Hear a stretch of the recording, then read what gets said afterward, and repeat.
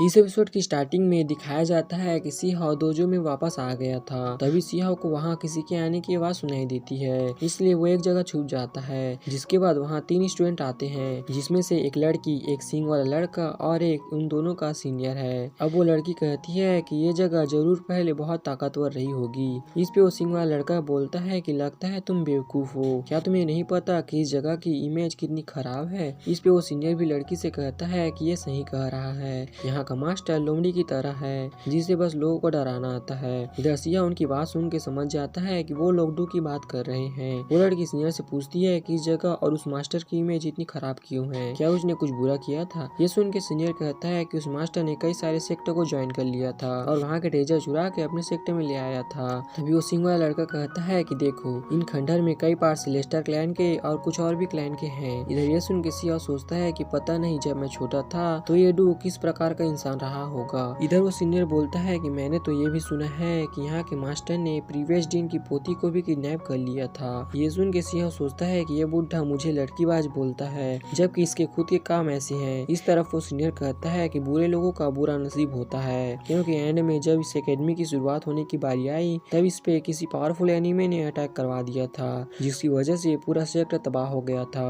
और बस यहाँ का मास्टर ही भागने में कामयाब हो गया था। इस पे उस सिंह वाले लड़के का कहना था कि मैंने तो ये भी सुना है कि उस हमले में इमोर्टल टेम्पल का भी हाथ था। ये सुन के सिया समझ जाता है कि डू इमोर्टल टेम्पल से इतनी नफरत क्यों करता है। इधर वो लड़की उस सिंह वाले लड़के से पूछती है कि आगे उस मास्टर का क्या हुआ। इस पे वो लड़का बोलता है कि मैंने सुना है कि 1000 साल बाद डू को किसी ने फिर देखा है, जो कुछ स्टूडेंट को बेवकूफ बना के अपनी एकेडमी में शामिल करने की कोशिश कर रहा था, लेकिन कुछ दिनों के बाद वो स्टूडेंट किसी और एकेडमी में शामिल हो गया और तब से ये जगह बस बंजर है। इस पे वो सीनियर भी हंसते हुए कहता है कि तुम सच कह रहे हो, पता नहीं कि वो कितना बड़ा मूर्ख होगा जो इस खंडर को देखकर इसे ज्वाइन कर लेगा। अब ये बोल के वो तीनों हंसने लगते हैं तो सिया उन तीनों के सामने आते हुए गुस्से में कहता है कि तुम किस बात पे हंस रहे हो। इस पे वो सिंह वाले बंदे का कहना था कि हम ऐसे ही हंस रहे हैं, हमारा मकसद किसी को घूसत दिलाना नहीं है। इस पे सिया बोलता है कि तुम्हारी हंसी मुझे ऑफेंड कर रही है, क्योंकि जिन बेवकूफ की बात कर रहे हो वो मैं ही हूँ। इस पे उस सिंह वाले बंदे को लगता है कि सिया कमजोर और बेवकूफ है जो डू की बातों में आ गया, इसलिए वो सिया से कहता है कि बेवकूफ बनने के बाद भी तुम्हारा तेवर नहीं गया है। ये सुन के सिया उससे कहता है कि ये तो बहुत जल्द पता चल जाएगा कि बेवकूफ कौन है।